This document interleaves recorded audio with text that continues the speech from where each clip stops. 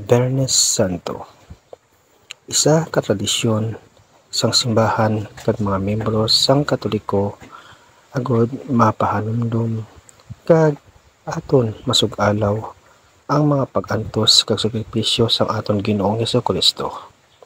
Gani, updinyo ako sa aton nga pagprosesyon sa aton Semana Santa kag sa tion sang Biyernes Santo. Welcome sa Sergio Vlogs.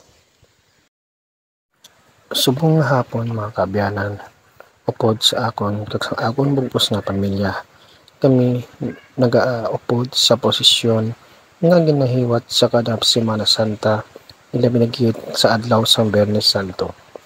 Madamo sa mga tumuluo kag Katoliko nga mga miyembro ang nagatipon-tipon para lamang sa pag-upod sa prosesyon. Miuptan man sa nalain-lain nga mga santos kag ini nga tradisyon isa lamang sa pinasahi nga tradisyon bilang isa ka Katoliko. Kasundin makita nimo ang mga pamilya, kabataan, mga lulaw, mga tatay, nanay, kag sari-sari nga mga tawo kag miyembro sa kada isa ka pamilya ang nagaupod sa ini nga posisyon nga ginahiwat sa kada Biyernes Santo. Mga abyan, makita naton nga diri nasug-alaw ang mga kasakit kag pag-antos.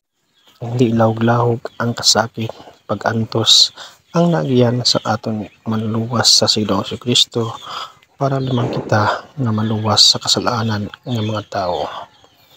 Kabay kuntani ang ini nga butang aton mapamalandungan sa tion sang Kwaresma. Kag ang iba niya busy sa ila nga paglagaw, panglugayawon kag pagadto sa mga tourist spot. Apang may mga Katoliko gid nga nagahatag sa tiyempo para sa panata kag natawag naton ma-experiensyahan ang ini nga pag-antos nga gamay lamang kung ikumpara sa mga pag-antos sa aton nga manluwas nga si Ginoong Hesukristo. Ginatos nga mga membro sang Katoliko nga naghalin sa lain pa nga barangay sa Banwa sang Hinikaran. Upod kami kag ang akon pamilya sang ini nga posisyon nga amon man kinaupdan sa nga tuigan ang pag-atin sa ini nga posisyon sa tion sa Semana Santa kag Biyernes Santo.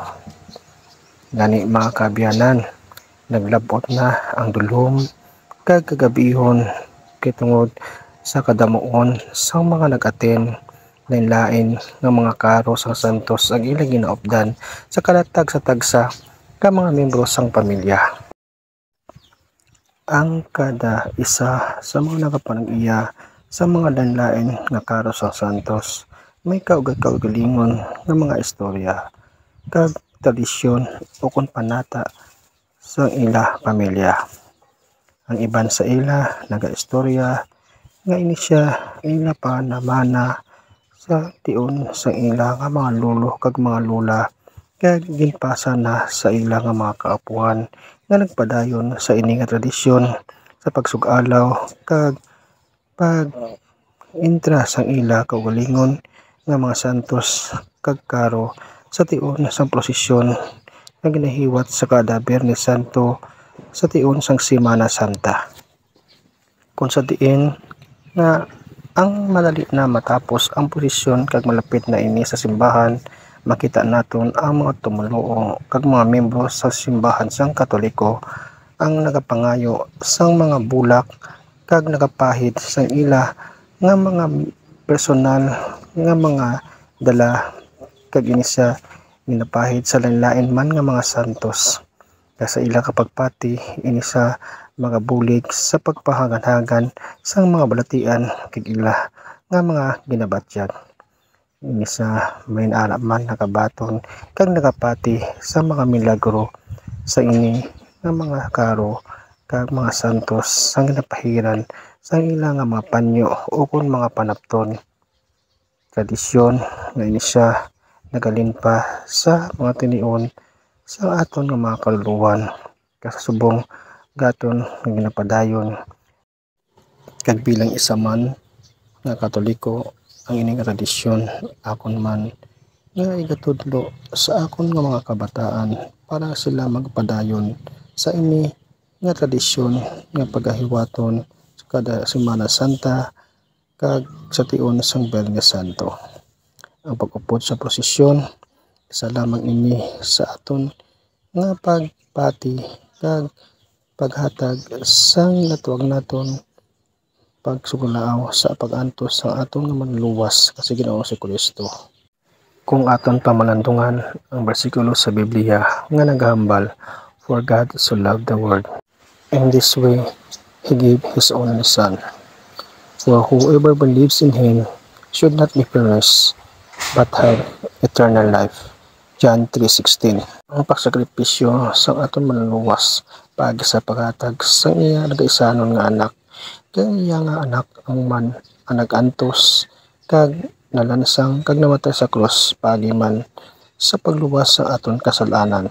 Gani mga kaabyan, kabay kung tani mga kaabyan, hindi lamang sa tion sang Kwaresma, Semana Santa o kung Biyernes Santo ang aton nga pagpamalandong kita nga mga tao nga ginluwas paagi sa sakripisyo kag pagkamatay sa aton Ginoo nga ginlansang sa krus, mangin isa ini sa aton nga magapukaw sa aton balatyagon.